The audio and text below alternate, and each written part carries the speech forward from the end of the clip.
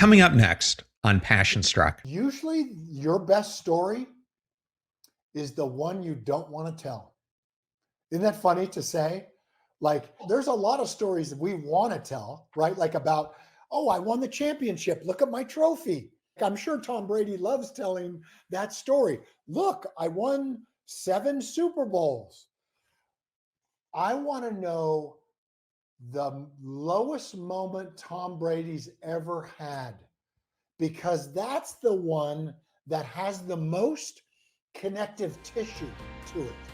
Welcome to Passion Struck. Hi, I'm your host, John R. Miles, and on the show, we decipher the secrets, tips, and guidance of the world's most inspiring people and turn their wisdom into practical advice for you and those around you. Our mission is to help you unlock the power of intentionality so that you can become the best version of yourself. If you're new to the show, I offer advice and answer listener questions on Fridays. We have long-form interviews the rest of the week with guests ranging from astronauts to authors, CEOs, creators, innovators, scientists, military leaders, visionaries, and athletes. Now, let's go out there and become Passion Struck.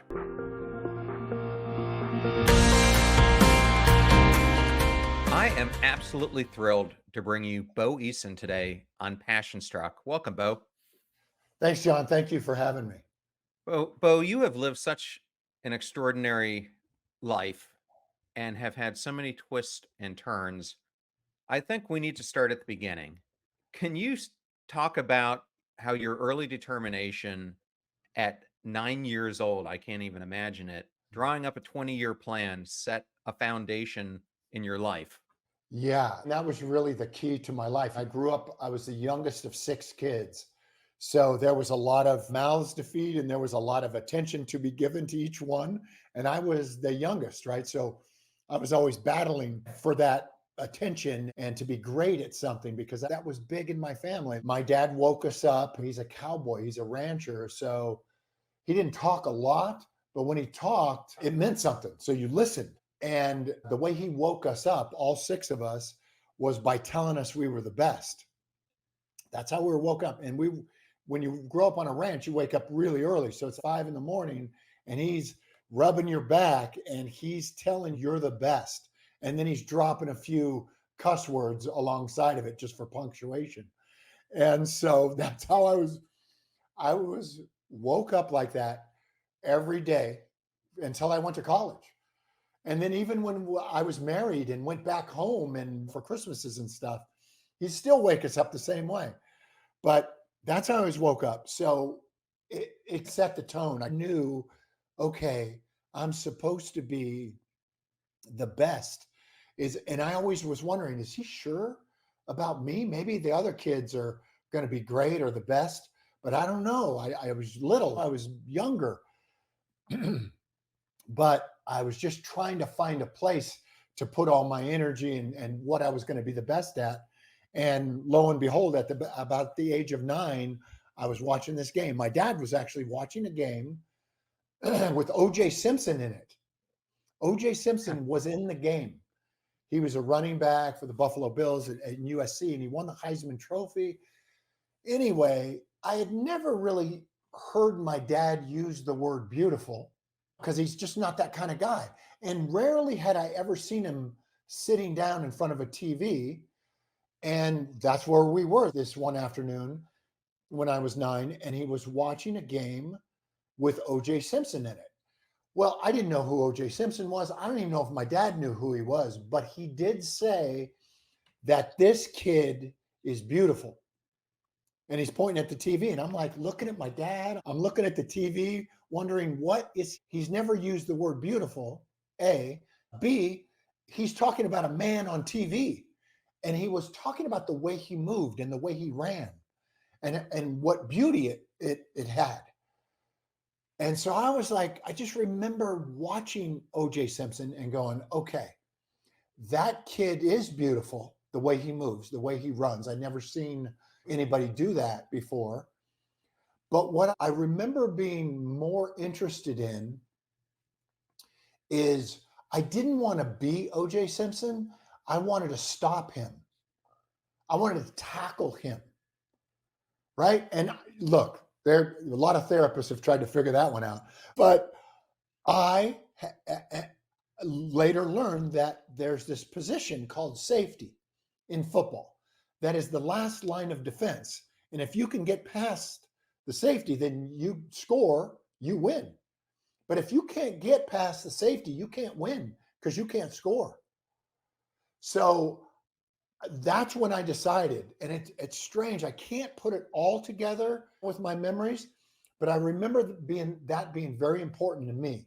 Like I want to be that guy who can stop these beautiful runners from scoring touchdowns and beating us.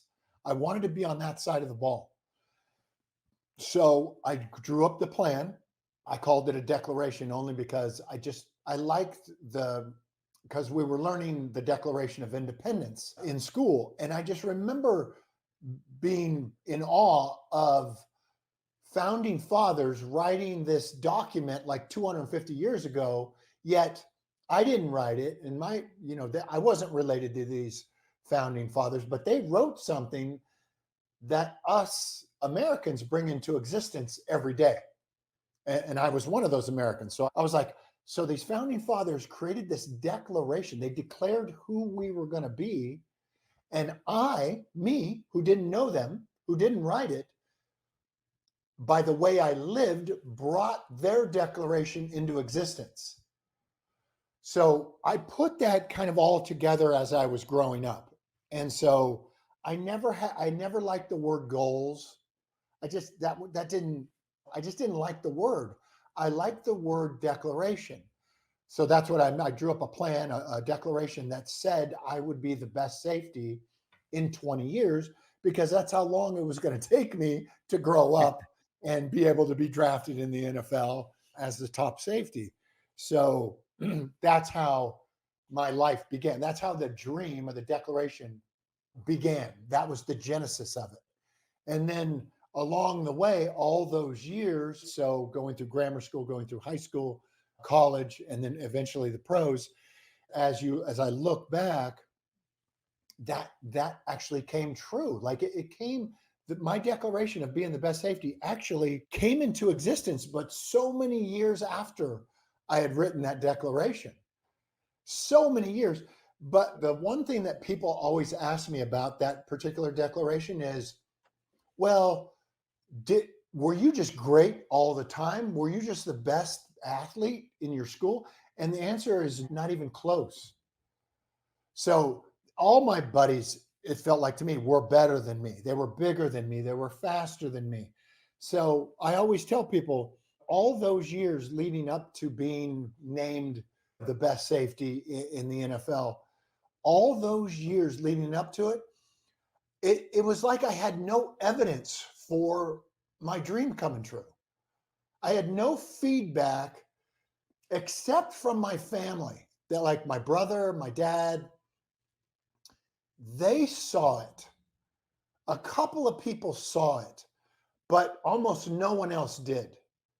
Almost no one else was going, yeah, Bo, you're really special. You're going to make it. You're going to go all the way. So when I was playing in high school, I thought I was a good player. My brother thought he was a good player. And neither of us was recruited coming out of high school. So 350 colleges play college football, but nobody wrote us a letter. No one recruited us. So then you think, well, God, I guess I'm not very good being that 350 colleges don't want me. The worst colleges don't want me. So I must be really bad. And it just didn't look like to the world that it was going to come true. But somehow I knew that it was gonna. And I'm not sure how, but somehow I knew that if I just don't quit, that this thing's gonna come true. Because if I don't quit, I'm probably gonna be the last safety standing, and everyone else would have quit by then, and I'll get to be that guy. So I'll pause right there, John, just to let you know if you want to follow up on anything or if you want to know more about like that journey. Happy to tell you more about it. I'm actually glad you started out the way you did by telling a story because that's a lot of what we're going to be talking about today is the Yeah. power of storytelling. But I Yeah. did want to go into a couple more questions about your dad because as I was reading your book, it was clear he had a really big influence on you. And the way you were describing him in some ways reminded me of my own father. My dad had a really rough upbringing. His father was an alcoholic for most of his life.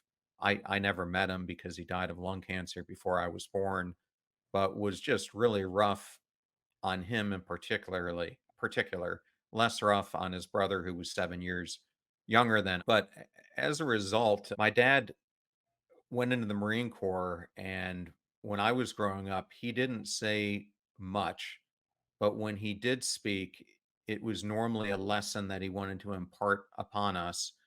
And then he was always telling us that the true measure of a man was their integrity. And it was to him, integrity meant living in accordance with your core values. And there are a couple of stories about your dad that were interesting to me because one was a similar situation that I had when I was young, when I was trying out for a sport, and the coach happened to be soccer, and the coach told me that I was never going to be good at the sport because I was too slow. And you had a coach when you were playing football who told you you were too small to play football. And your dad had a very interesting response to that. He said, "Did they measure your heart?"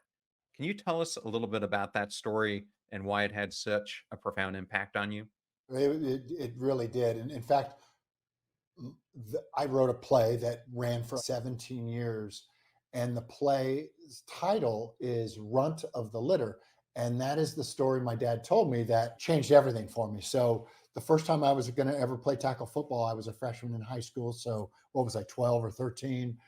The first day of practice, they weighed and they measured us for the game program for our freshman year. And so I remember like being in line and getting up on the scale in front of the whole team, and the coach is sitting there right next to the scale and measuring my height. And I remember I think I weighed about 100 pounds, right in between 105 pounds. So on the smaller end.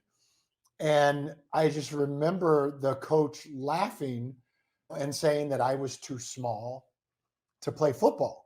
But he didn't know I had this dream of being the not only a football player, but the best at my position, right? So so I just remember being in tears after he told me that. And my dad picked me and my brother up after practice, and we had a 17-mile drive back home in my dad's pickup. And I just remember my dad said, "What's the matter?" And I said, "Well, they weighed and measured us for the game program today, Dad, and the coach thinks I'm too small." And my dad, without skipping a beat, my dad said, "Did they measure your heart? God damn it!" And I was like, I remember telling him, I remember thinking in my 12, 13-year-old mind, I don't even think our school has one of those heart measuring things, whatever you're talking about. I don't think my school has one. And he told me a story about the dog, the ranch dog on our ranch.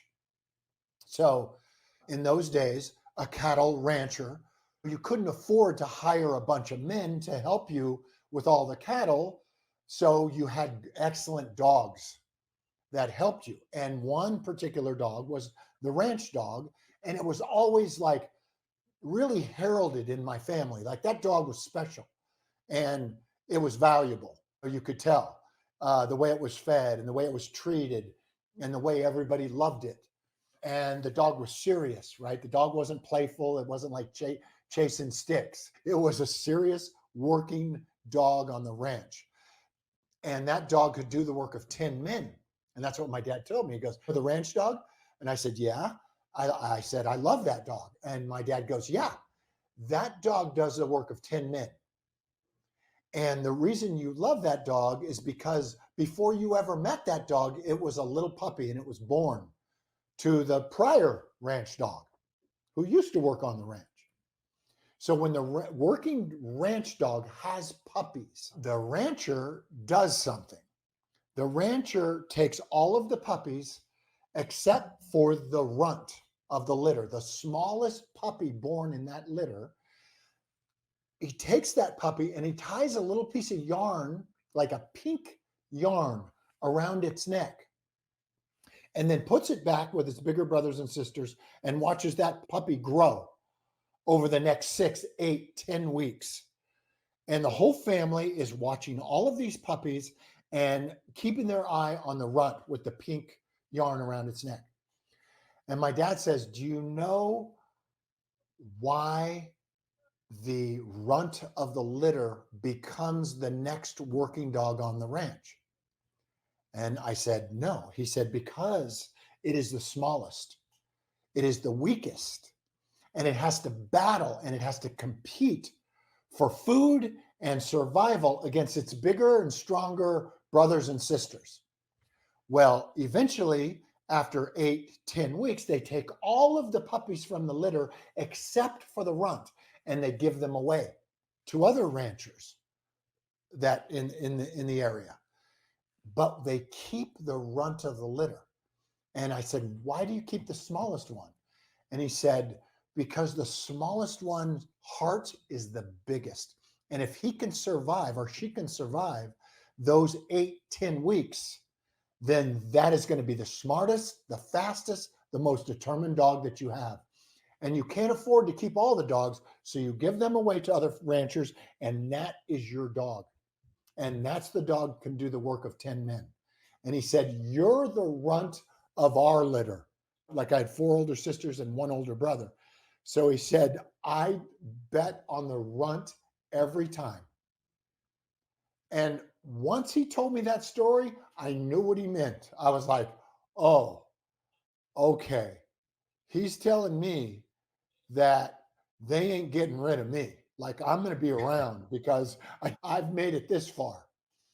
And that was always my way, even though I was small body, that was always my way to compete. I always knew because when your dad tells you something like that, you believe it. He said, your heart is the biggest. And I go, okay, I'm going to count on that. And eventually my body, as I grew up through high school and then to college, my body actually grew up to my heart size. You know what I mean? My body caught up with myself. And that's when I was really able to excel and really able to achieve the dream and make it come true. But that moment in that pickup truck, boy, when you have a parent or a coach or somebody that sees your greatness, which is pretty rare. Most of them do like your coach did, like you're too small, like my coach did, or you're too slow. My coach said I was too small. Your coach said you're too slow. Well, let's do something about that. Let's go. Let's get faster. Let's get bigger. And when you have somebody who sees your greatness and then speaks it, and then you live into it, I've always surrounded myself, because the dreams were always big for me. I always surrounded myself with people like that, because I knew that was somehow innately, I knew that was really important for my development and for me reaching my dreams. And you know how like when you grow up and you start being around other kids and you're getting to be an adult and you realize that not everybody had a dad like me. I just figured everybody must have a dad that told them that, but they didn't. And it took me a while to understand that. No, I didn't have a dad. And I certainly didn't have a dad who told me that or saw greatness in me and said it was okay. Keep going, son. So that's why he was such a rare guy and meant so much to me. Bo, thank you for sharing that. And today I'm going to be asking you some questions from your book, There's No Plan B for Your A Game. And for the listener, if they were interested in purchasing it or learning more about it, it'll be in the show notes for this episode. But I wanted to touch on another thing, another story about your dad that you highlight in the book. And this is around the topic of accountability. You had mentioned him telling you before about O.J. Simpson, and over the past 4 to 5 years before he recently passed away, I would run into O.J. Simpson every so often here in St. Petersburg because his 2 kids live here in the Tampa Bay area. And I remember looking back at OJ Simpson when he used to play and he was that great player that you were referencing. And you and your brother Tony would often reminisce with your father looking back on old yearbooks and other things. And a story you talk about in the book is one time you're going through these and you all wanted to hear about the stories of his teammates. And you saw this guy who had huge ears and you asked your dad about him and he told you, man, that guy was a hell of a player. And he had this incredible opportunity to be great, but he started drinking and all of a sudden he had no chance. And what was interesting to me, similar to how he told you about the runt of the litter, is your dad had a way of telling you things where he got you to put yourself into the story and in a way that many parents will say, don't drink, don't take drugs, don't do this. But your dad had you see the opportunity loss of not being accountable to yourself. And I was hoping you could talk about that a little bit because I think it's an important lesson for parents. Yeah, there is great question. And you know what, John, great question. Because no one really, I don't, I think you might be the first person that's ever asked me about that. And that is, I do this for one, I'm just really familiar with it because I do it with my kids all the time as they grew up, about drinking, about drugs, about sex, all the things that you do as a parent, that those conversations that are hard to have. And the conversations that if you tell a kid not to drink, they're probably going to try it anyway. Um, my dad never did that. Always used a story, and it was a tiny story, like an anecdotal story. Like I remember this one thing my dad always told me and my brother in high school, because he knew we wanted to be professional athletes. And I remember he said, and this was marijuana, I remember it was specifically marijuana. He said, because this was in the 70s, he would say, now, if anyone brings out, he would call it dope, and lights up the dope, you excuse yourself from that person. You get away from the person. You leave that party, you just leave. You're gone. You're out. You're not going to be around that. That was the story he told for us to do because that's what he did. Like when somebody drank when he was a kid, his dad told him, you just walk away. And my dad said he lost some friends because he just walked away from them. And he still liked them as friends, but he wasn't going to be in the area of drinking. And he was telling us not to be in the presence of marijuana. He called it dope. So funny. So one time we're coming home from football practice, and me and my brother got a ride from some older guys. We were probably freshmen and sophomore, and they were probably seniors or juniors. And we looked up to these guys. They were older guys, they were bigger, they were football players. So we wanted to be as good as them, and they were giving us a ride home, right? And one guy pulls out, I think it was a cigarette. It was either cigarette or, marijuana, and started to light it up while he was driving in the front seat. Me and my brother were in the back seat. I'll never forget this because we lived out in the country. There was no public transportation there. It was 17 miles between the high school and our house and just farms in between. So my brother, as soon as he saw that, I was looking at it, the guy about to light it up, and I was looking around. I didn't know what to do because I didn't want to say that to an older guy who I admired. But my brother goes like this, could you pull the car over? Just like that. Could you pull the car over? And the guy goes, what do you mean? Pull the car over. And he goes, just pull over. We have to get out of the car. And I was like, I was embarrassed that my brother was saying that. But the guy said, well, what do you mean you got to get out? And he goes, our dad just told us a story about like when he was around somebody who was doing something that he didn't want us around. He just said, you got to get away from that. You got to somehow get away from that. So if you'll pull over, we can walk the rest of the way. And the guy, the cool football player guy who was about to light up, said, you know what? I'm not doing it. I'm not going to do it. And he didn't light it up. He put it back away and continued to give us a ride. Well, that all came from a little anecdotal story that my dad told me. Somehow, innately, maybe it's because of him being a cowboy. Like cowboys they don't talk a lot, but if they do talk, they talk in story. And that's how you teach the youngsters how to herd the cattle or how to win a war or how to overcome something. You did it through story. And I learned then that story was much more effective. Telling a story as you're raising your kids to what you want them, tell them a story of the example of that you went through, they will follow suit.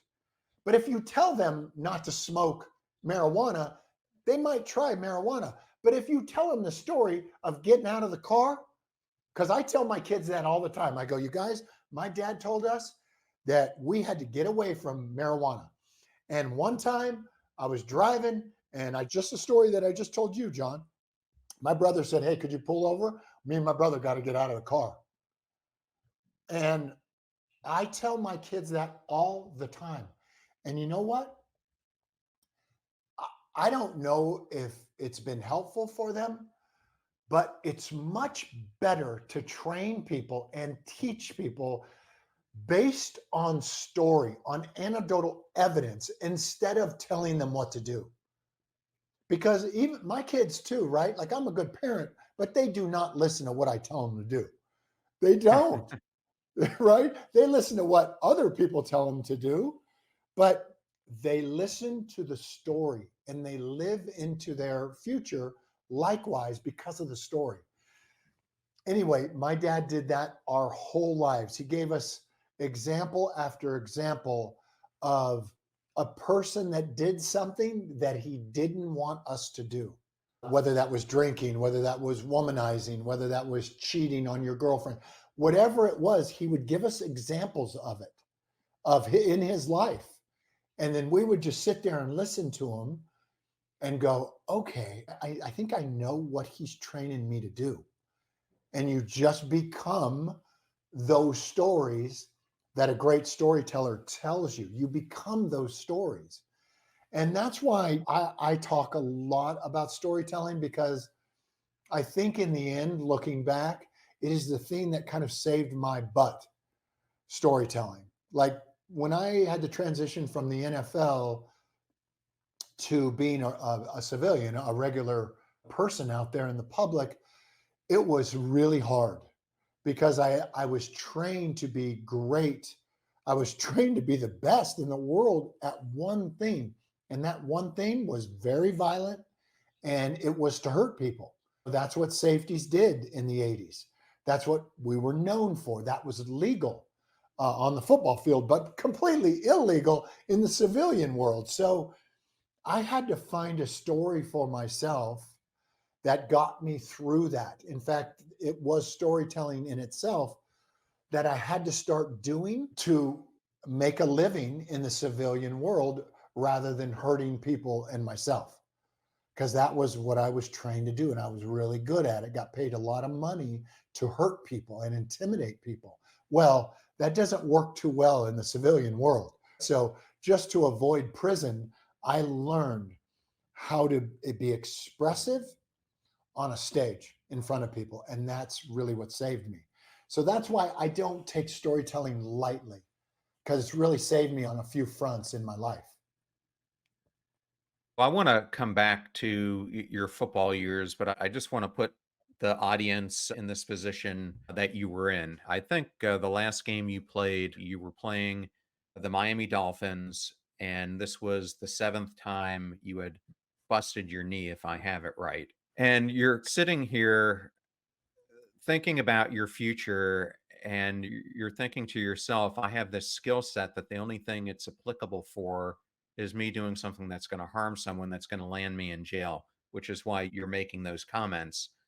And then you have this idea that pops up that you're going to go to New York, and you pictured yourself being on stage. And I want to go back to your book before I ask you this question, because it's really the next part of this chapter on accountability. You give this lesson that you have to build your environment, which is something I think is so important, Yeah. because when you build your environment, meaning the people who you're surrounding yourself with, the energy that you surround yourself with, the surroundings you put yourself around with, it can have such a positive or such a negative influence on how you're going to end up living your life. But as you are going down this path, you start going through some classes, and in one of these classes, is if I get the story, you ask your classmates, who do you think the best character actor that there is right now? And they all come back to you and say it's Al Pacino. And you come up with this idea that you're going to seek down Al Pacino and get advice from him. If I have this story correct, can you build upon it? You do have it correct. I moved to New York City. Every kid in my class was much younger than me because I already had a career. I was playing in the NFL and they were fresh out of college. So all these young theater students, acting students, improv students, writing students, they were all in my class. And I was like, you guys, who's the best stage performer of our time? Well, this was 1990. So everybody said Al Pacino is the best of our time. And I said, cool. Where is he? I got to talk to him. And they're laughing at me. This boy's crazy. And I said, because I knew that if he held the mantle, if he was indeed the best on the stage, then he would be the only one to tell me or to help me compete with him and eventually take his trophy of being the best stage performer. So lo and behold, about a week later, I'm in Al Pacino's house. Imagine this, crazy. I'm at his house. It's just how you would imagine. It looks like a scene out of The Godfather with 15 Italian people in a kitchen stirring gravies and pastas and cooking this crazy big old meal. And no one speaks English. They all speak Italian except for Al. And Al comes out and he greets me. He's, oh, hey, Al Pacino. I'm like, no shit. I've seen all your movies, you know. And and he said, Bo, I know why you're here. Come on back. We went to this room that he had a pool table in, and we played pool for about 3 hours. And he broke down my next 15 years. He didn't say it was going to be 15 years until later, but he just started breaking down what my desires were. Like I said, look, I wanted to be the best safety in the world when I was 9. I got that. It came true. I want to do it again. I want to do it with stage performer. I want to be the best at that. Help me. Who do I work with? Where do I go? What's the first thing I do? And this was in New York.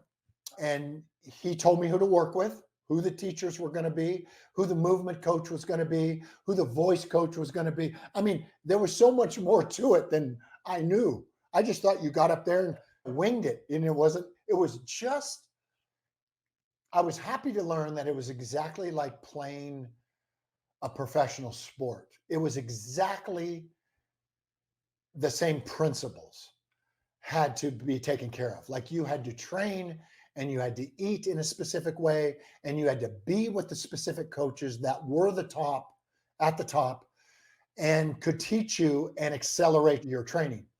And that's what I did. And I saved all my money from football and I used it for 15 years to get me to a place where I thought in 15 years, if I did what Al said to do, then I could be the top guy. And basically, John, he told me exactly what you would tell me, which is, he said, Bo, basically, your ass, your feet are going to be planted on a stage in a theater more than anyone else in the next 15 years. And you're going to be up there rehearsing, sweating, working through the text trying to decipher Shakespeare, trying to move authentically, trying to get a better, stronger resident voice. And if you do that for 15 years, then chances are you're probably going to be the top of the heap because no one else will do that. And I said, you know what, Al? I happen to be really good with those kind of timelines. And I, and if, I'm just thinking of one lesson for your listeners right now is that, you know what? And I tell my kids this all the time. No one, I don't know if they believe me. I don't know if anyone believes this, but I always knew since I was a kid that if I didn't stop whatever this declaration was at the time, if I just didn't stop, like I stayed loyal to it and only it, I somehow knew that no one else would. I somehow knew that despite my abilities, despite my shortcomings, if you give me that long, that big of a runway, I'm probably going to be the best at that given the 15 years. And I didn't talk about this earlier when I had the declaration of being the best safety. All the way up, growing up, there were certain things I didn't do growing up. Like I didn't go to the prom, right? Because in my little 15-year-old, 16-year-old mind, I thought that was a conflict of me being the best safety. I thought that ran against being the best safety. So I didn't go to the prom. I didn't drink. There were certain things I didn't do, going on dates, that I knew all the other safeties were probably who wanted to be the best safety growing up in whatever city they lived in. I thought they were going to the prom and that's where I would get ahead of them. Well, I had a very simple mind in my late 20s.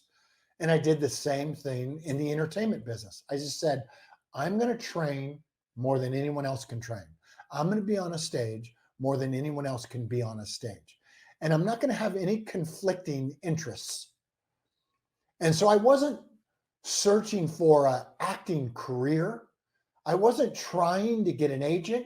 I was trying to be the best on stage. And I figured if I was, then it, like Al Pacino, if you're the best on stage, chances are people are going to come calling and saying, hey, can you do this? Hey, can I hire you for this? And that is exactly what happened. So 15 years later, after meeting Al Pacino, 15 years later, I'm on stage on Broadway and off Broadway in front of an audience of a play that I wrote, that I was the playwright of, and that I'm the only guy in. So it's a play I wrote and I'm the only guy in. And I'd never written a play in my life. I'd never written anything in my life other than English papers. But I wrote a play. It was a one-man play, opened in New York, ran forever, went on a 50-city tour. It got bought as a movie. And that play, because I took the time to be great at that play and hired people around me to make sure to hold me accountable and to make sure I was authentic and great at the performance. 15 years later, I'm in a house in New York City, opening night. Critics are in there. I am so nervous. I've never been this nervous, and I've gone up against 350-pound dudes. They were like cupcakes compared to the critics in New York. So I was going out. I went out on opening night. I did the play, and right on the aisle in the fifth row was Al Pacino sitting there watching me do a play that I'm the only guy in. And I remembered like looking at him going, shit, that is Al Pacino. And I'm trying to remember my lines while saying, wow, I can't believe Al Pacino came to my play. It was like these two things going on at once. And all I remember him doing was he had his arms crossed like this as he sat there. And he just was watching the play. And he just went like this. Just nodded his head. And that was the moment, and that was the best review that I ever got. It was like as if he was saying, "Kid, you did what you said you were going to do, and you did, and here you are, right here, where everyone is out to murder you in print because you're a football player thinking you can write a play and bring it to New York City and actually perform it." And that play was a huge success, not only for my development, but it made me a screenwriter. I got bought as a movie, so I got to write the screenplay. I got to write several other screenplays for other movie stars because of that. And I never saw myself as a writer, but it turns out I knew how to tell a story. And that's basically that play saved my ass, John, because I was really I was scared, I was scared because I was great at one thing and that one thing did not translate well to the civilian world. So the ability to express myself on a page and the ability for this instrument that my coach has built to be able to express this thing in a storytelling manner, it gave me forever, ever since that day, a voice to share my own self, to share the expression of what I feel inside this body. And I was really good at that as a football player. Like athletes, elite athletes are really excellent at expressing their physical body on a field or on a court. And I wasn't good at expressing myself verbally. I was pretty good physically, but not great verbally. And that's what I learned. And once those two things matched, like the physicality and the verbal, it really set me free. Like it gave me like a sense of health and a sense that, wow, this art form that I have mastered can't be taken away from me. Like a knee surgery cannot take it away from me. I'm going to do this for the rest of my life. And then it turned into me teaching people to do it. People would come to the play, John, and mostly people come to plays and they want to come backstage and meet you as a performer or as a writer, but no one wanted to meet me in that way. The people who came backstage to meet me, and this was over 17 years, the people who came backstage were business owners, were CEOs of the biggest companies in New York City and in the world. They were coming backstage and they weren't there to say, "Hey, can I get a picture with you? Hey, you're a really great performer." What they wanted to know was, how did you do that? And can you teach my people to do that? What you just did. And that's how I began to train people, business people, salespeople, doctors, financial advisors. I trained them to do what I did on stage, which is basically to tell my own story and have a connection, physically have a connection with other human beings. Well, these business people wanted it because if you can do what I did, you can make a lot more money for that company. You can build your own company based on the ability to physically and verbally share yourself. And that's what built trust, and that's what they knew. So that's how that whole career started, as me training people to do what I did best. So I'll But one pause of the right there, things, John. one of the things I love about this story with Al Pacino is I understand that, and maybe it was this 15-year point because you hadn't seen him from the time he gave you advice into that point. But at some point, you're having a conversation with him, and you ask him, "How many other people have you helped to do? Yeah. How many other people have you helped in the same way you helped me?" And his answer was, "No one." He goes, "People always come to me and they want to be famous and they want money and they want this and that. But what you wanted was different. You wanted to be the best that you could possibly be." And he leaned in and told you that. And I think it's an interesting story about how we need to ask for help, because you need to ask it in the right way. Had you asked it differently, I doubt he would have given you the same advice. Do you think that's true? I 100% think that's true. Everybody requests things of people who are successful. Like, can you introduce me to the important people? Can you fund my project? Can you introduce me to your agent? Can you get me a movie part? Well, somehow I knew that a movie part was not going to help me. What was going to help me take care of my whole life was being the best at something. So I always chased the best rather than the money. But what I quickly understood was that when you were the best, the money actually comes, because it's pretty rare that somebody is the best at something and is dedicated to that or takes the time to master something. And here's another thing I learned, John, was those famous people, the people who are actually in position to help you, I swear, they're the most generous people.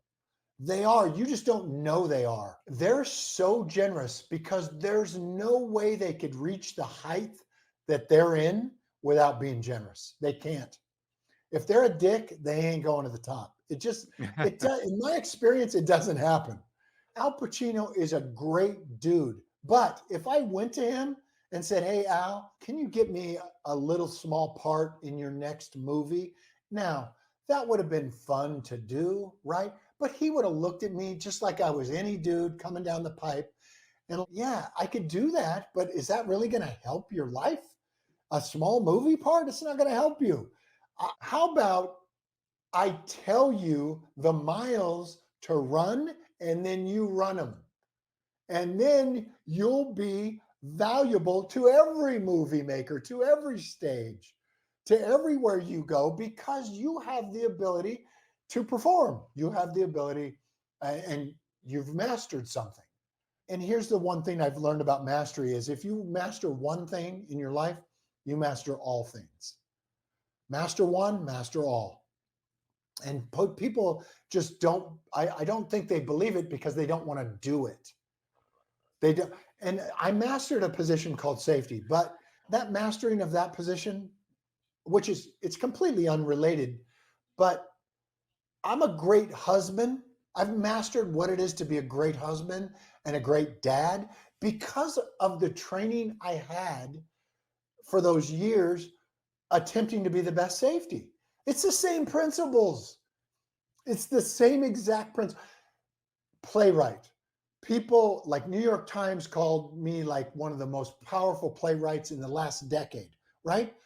The only reason they said that, you guys, the only reason I became a good playwright was because I mastered what it took to be a great safety. That was it. I knew the principles were exactly the same. And I just repeated these principles over and over in my life. And it turns out it works in every field. So say today, John, you and me decided, hey, let's start a new declaration together, John. How about we become the best ballet dancers in the world and we give ourselves 20 years?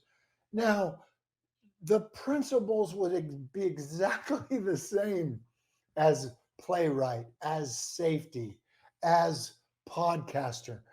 Once you master a thing, then your timelines get shorter because of the principles, the miles to run. And that's what I'm always training, not only my kids, but my clients. I always want the people that I'm training to be great presenters. And they think it's going to take a long time. And I always ask them, well, where are you going in this time? Are you dying? Are you going to die? Or are you going to live for the next few years so we can master this thing? And they're like, no, I'm going to be alive. I'm like, okay, cool. We got time then. So relax. Let's learn this thing. Let's master this thing. That way you're completely in control of your own life. Because if I can control the stories that I tell and the ability to move people, then I always get paid for that.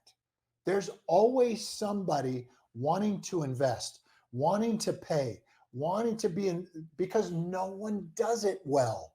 They do it, they just don't do it well. Imagine if a politician did this well. They'd be really dangerous, right? They're really bad at this, which keeps them powerful, weak, like no one trusts them anymore. If you notice, no one trusts them anymore because they're just no good at being them, at being authentic and being able to tell a story that is tried and true. They really are bad at that. And thank God they are, because we put them in a little cupboard over here and we go, okay, you're a politician. I don't believe anything you say. And not only do I not believe it, no one believes it. And so they have a certain amount of power. And that power just keeps dissipating as our world goes forward.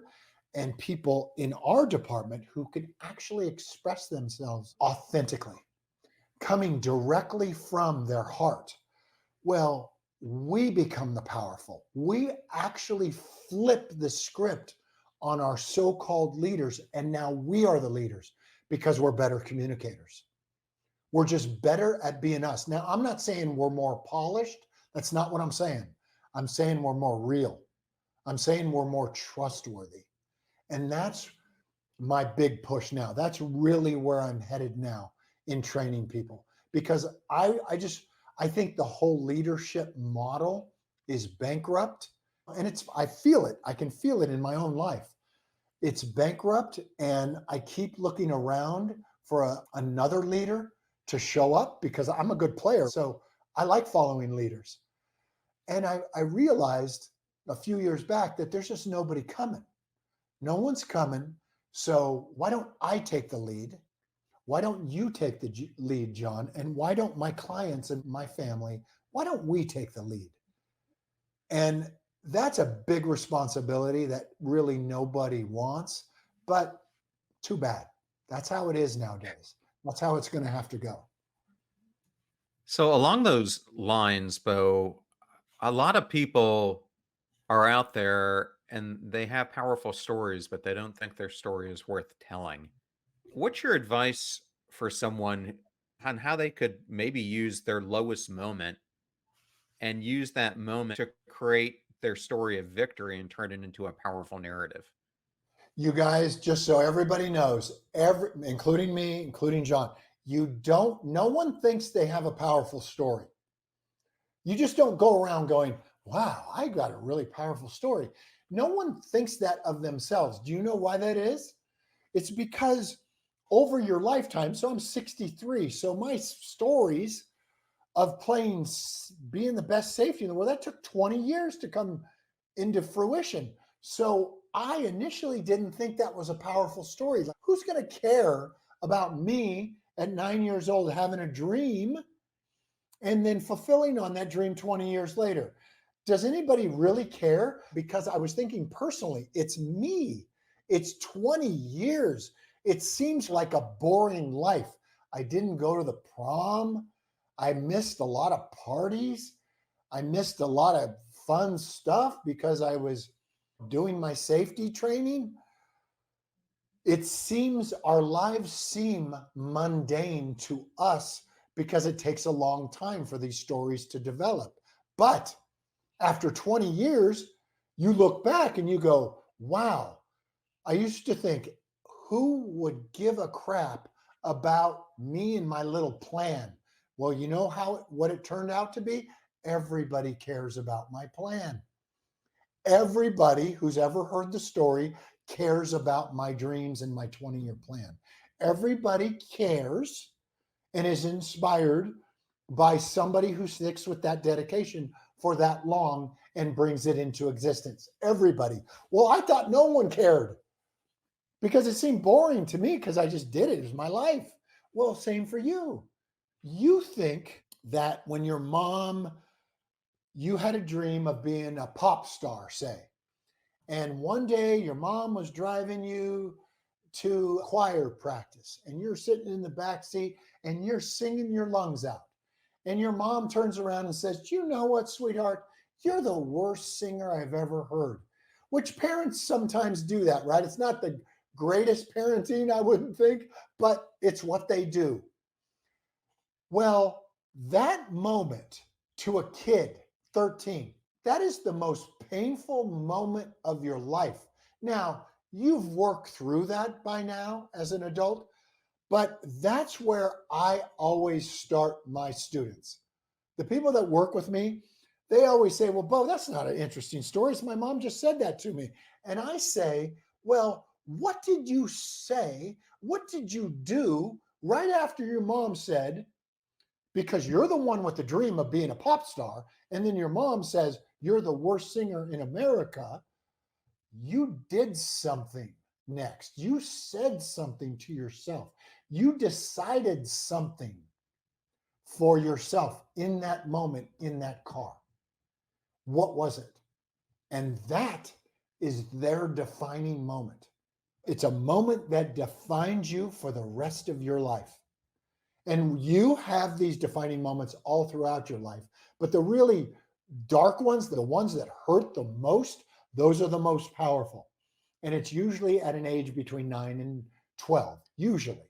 Not all the time, but those are usually the powerful ones. Like mine, just so you know, every elite athlete on the planet, Michael Jordan, Tom Brady, me, we all have the same story. Our story goes like this. I was cut from my high school basketball team. That's Michael Jordan's story. So Michael Jordan is the greatest basketball player ever to play the game, yet he was cut from his high school basketball team not once, but twice. How could that be? That is his defining moment story. It is the story that defined him for the rest of his life. Tom Brady, same story, just in football, right? No one wants him. No one likes him. He is defined by not a very good quarterback. And now we know him as the greatest quarterback of all time because he decided to change things. Through pain of his defining moment, you suck, you're no good, he defined himself as the greatest quarterback and lived it into existence. I did that. Every elite athlete does that. Well, everyone who's accomplished, like all of you listening right now, say you're a doctor. Say you're a doctor of note. You're a well-known doctor. The only reason you are is because you had a defining moment story. And that defining moment story, it could be you got an F the first day of medical school. It could be that you were told you were stupid and you wouldn't amount to anything as a child. Those, you guys, are the most powerful thing you've got. I don't care what your education is. I don't care what your resume says. Your defining moment story came from pain, a lot of pain. When I got cut from Little League, I never had that much pain in my life, never. And I decided in that moment as a kid that I'm never going to get cut again. No one's going to send me home ever again. And guess what? You guys, that made me a pro athlete. That made me get paid a lot of money. Just that decision. Those are called defining moment stories. That's what I train people to learn about themselves. And no one wants to tell it. For one, because of what John said, they don't think it's important. They don't think people want to know that story. Everybody wants to know that story. So think about this in your life. Everybody think about this right now. What's your favorite movie? Just think about what it is. What's your top 3 favorite movies? I guarantee you every one of them started, the first frame of film started at the lowest moment, a defining moment. Every one. If it's Rocky, guess where Rocky starts? He's a bum. Rocky's a bum. He's shaking down old men for change, right? But what is he at the end of the movie? He's the heavyweight champion of the world. You guys, that is a defining moment. He is a bum fighter. His desire is to be the heavyweight champion. Your story is no different than that. That is what great storytelling is all about. So, if this is why I train people to start at their lowest moment and tell me what that was, the one where there was no answers for you. That moment is the moment that you decided you were going to take matters into your own hands. That is all human beings are interested in. We reward courage. And since time, and this is the only thing that's been rewarded since time, is courage. So if you're at the lowest moment and there's no answers for you, you have to have courage to decide and define yourself as having a dream and then getting after it. Just like Michael Jordan, just like Tom Brady, just like me, just like Rocky, just like you. Once this story, then we rehearse it and we physically attach it to your humanity. Because, here's the truth of the matter: people believe about 50% of what comes out of your mouth. That's the statistics, that's the science. Science tells us that people believe 50% of what comes out of your mouth.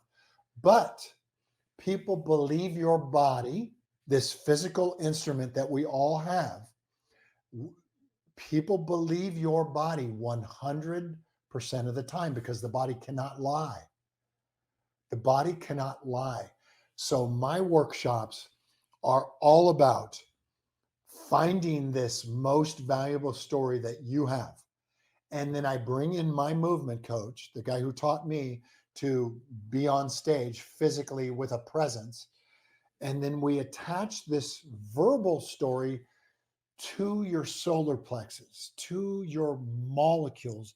So now this instrument, the greatest instrument that God ever created as far as expression goes, is the human body. Well, we want this body expressing the exact story that you're telling. And I have found that this is how people, all of my clients, including myself, have built their businesses, have built their companies, have built their brands based on a defining moment story of pain. Isn't that wild? You would think it would be the opposite, but it always starts there. Then, once people trust you, which they will, because physically they not trust your body. Understand that? People have to trust your body because your body cannot lie.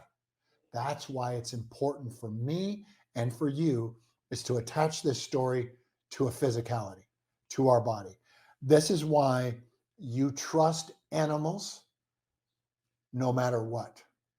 You trust babies, little kids, no matter what, because they're so physical in front of you.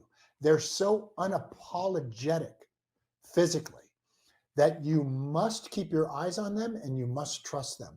Well, that's all we train to do in my workshops so that all my people get the trust. All my people can then raise the funds or build their business, however big or small that they want to, but they're in control. I'm in control of my business. That's the freedom I would like everybody to have, because once I was given that freedom and trained to do this, that's what I've experienced. Is just like this freedom of movement and of voice and of dreams. This is what I want to build. Can somebody help me build this? Here's my story. And they follow the story and then they build the business with you. It's very cool. It's a very cool story, Bo. And I typically, in probably 50% of my episodes, start with a question that I ask the guest. I always say we all have moments that define us. What is a moment that has defined you? Oh, wow. And Yeah. it's interesting. I would say only about 20% of them can answer the question. The vast majority try to take it, try to tackle it in a way that doesn't show vulnerability, that doesn't Yeah. show a low point. It's almost like that interview question you get: what's your biggest weakness? Yep. Instead of really leaning into it, telling it with emotion, eliciting empathy so you get people on your side, then talking about your journey through it, then how you come out on the other side and what you learn from it. And that to me is what good storytelling is. It's really what we see in a lot of the movies where you've got this hero story and they're really going through the journey of that person going through that vulnerable moment, learning from it, and then the inner work, the inner journey they do on the other side of it. That's to me what makes some of the best stories out there. That is 100%. And just a quick tip for everybody. It usually your best story is the one you don't want to tell. Isn't that funny to say? Like there's a lot of stories that we want to tell, right? Like about, oh, I won the championship. Look at my trophy. Like I'm sure Tom Brady loves telling that story. Look, I won 7 Super Bowls. I want to know the lowest moment Tom Brady's ever had, because that's the one that has the most connective tissue to it. There's a reason why a guy wins 7 Super Bowls. It is pain. It is not from joy. It is not from fun. It is not from any of that. It is from pain that he felt as a kid when they cut him, when they said, "You're no good. You're not a good player. You can't play here." Same story we all have. That's the story we're interested in Tom Brady, because can you really connect to another human being based on a trophy? You cannot. You can only connect through pain. It is the most intimate. It is the most, this vulnerability that John's talking about, that pain makes you vulnerable. Well, that is the greatest connective tissue that human beings have. It's embarrassment. It is shame. It is, I'm reluctant to tell that, to share that. That is the story for you. You got to know this. Everybody do this. We're going to do a 10-second exercise. The first one's 5 seconds. Think of your greatest moment of your life. 5 seconds. Think of it right now. Greatest moment of your life. Proudest moment of your life. 5 seconds. Go. Everybody got it? Good. Forget about that one. It's not a good story. It sucks as a story. No one can connect to that. Here's another 5-second exercise. Think of your lowest moment. The one where you looked around and there were no answers for you. 5 seconds, go. That's your story. That's the one. That's the one that connects you to human beings. The other one doesn't work. It doesn't work. That would be like this. They start the movie of climbing Mount Everest. Say we're making a movie of climbing Mount Everest. Do we start on the top of the mountain? Does the movie begin with us on top of Mount Everest, planting the flag, waving with our successes? No, it does not start there, does it? No story starts there. The movie starts us looking up at the top of the summit and saying, there's no way in hell we can make it, and there's dead bodies all around us. That's where you start a story. No one's interested in your success. They're only interested in the climb. That's it. That's what connects us to human beings. That's why you got to start at your lowest moment. Bo, today was such a fascinating conversation. I feel like I'm going to have you on for a part 2, because I think there's so much left on the table we didn't get to cover. Yeah. But thank you so much for joining us today. So much valuable insight through your stories and your wisdom. Thank you so much. Yes, you're welcome. It was a pleasure for me. It's great. Well, I'd love to have you back in the future. And for the audience, again, I'll put it in the show notes, but please check out Bo's book. And if you're interested in public speaking, I highly encourage you to check out YouTube's of Bo speaking on stage, because he's been to so many events like Mind Valley where he's been picked the #1 speaker at their conferences. And there's a reason, and it gets down to the authentic storytelling that he's been talking about this entire episode. So thank you again, Bo. John, you're welcome. And John, I'd love to put something in the chat for you guys too. Just a number they can text, and I'll send them a video where I train people how to uncover their signature story, their defining moment story. So everybody listening can watch that video and go, oh, okay, I'll give you some prompts. You can start to write it. You can start to understand what that story is for you, and then start using it. Okay. Yep, absolutely. I'll put that in the show notes for all the viewers and listeners. Thank you for that. Okay. Great. Thanks, John. Where's the best place that people can go to learn more about you? I mean, that's actually a really good place. Boeason.com is my website. It's got all the programs that I do. I do some live stuff, 3-day events. I'd love to have some of your audience come and work on their story and physically embody their story with my movement coach. It's a very powerful event called Personal Story Power, which we do in La Jolla twice a year for 3 days. And I'd love to have you guys come and learn this powerful story so you can start using it. Plus, you get to go to La Jolla. I used to live in San Diego. It doesn't get much prettier than that. Man, you know what? That's what most of the people that come to La Jolla are like, oh my gosh, there are seals on the beach right next to the theater that we do our event in. It's so beautiful and so cool. Well, thank you again, Bo. You're welcome, John.